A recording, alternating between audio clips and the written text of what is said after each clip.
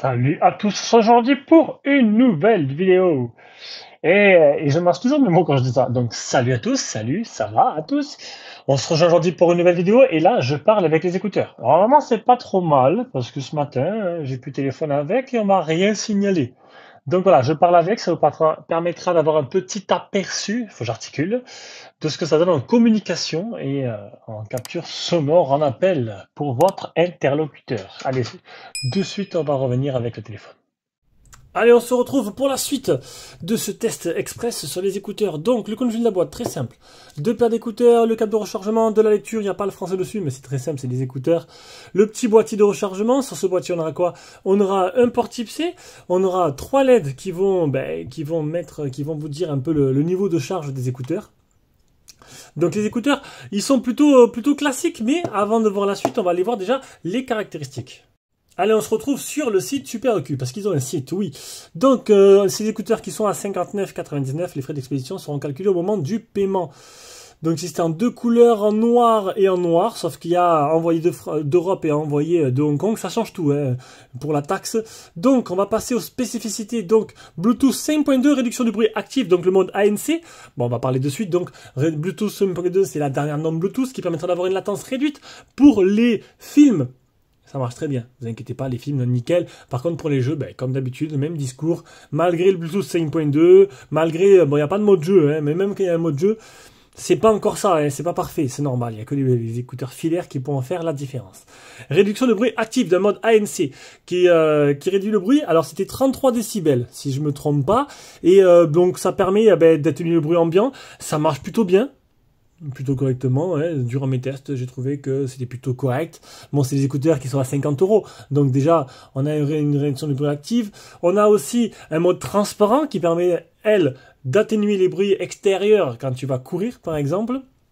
Alors après, taille du haut-parleur 12 mm, batterie 55 mAh par écouteur, batterie du boîtier 370 mAh, durée de lecture en tout 7,5 heures avec le volume à 50% et le mode ANC on. Oui, ça change tout. Ça dépendra si vous activez le mode ANC ou pas et ça va dépendre aussi du volume que vous allez mettre dans vos écouteurs.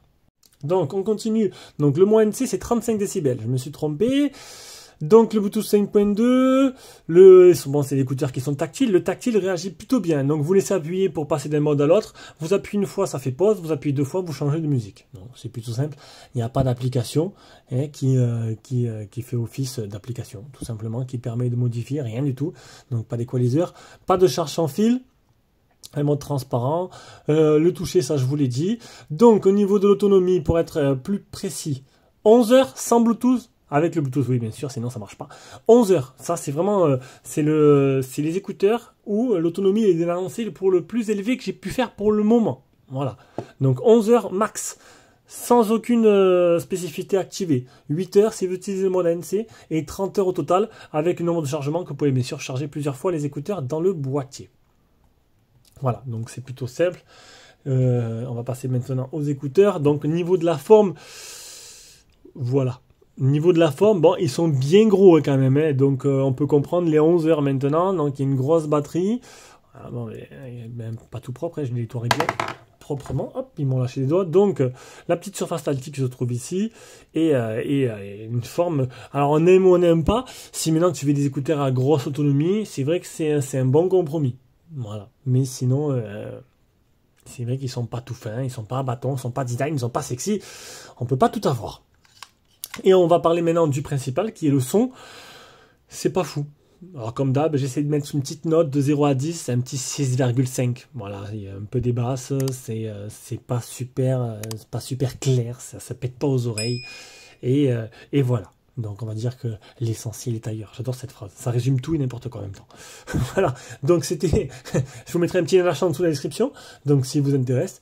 Donc c'était les petits écouteurs Super EQ Q2 Pro, donc je vous le rappelle, le point fort, les 11 heures d'autonomie, le mode ANC et le mode transparent. Voilà. Allez, sur ce, ciao ciao et bisous, à la prochaine.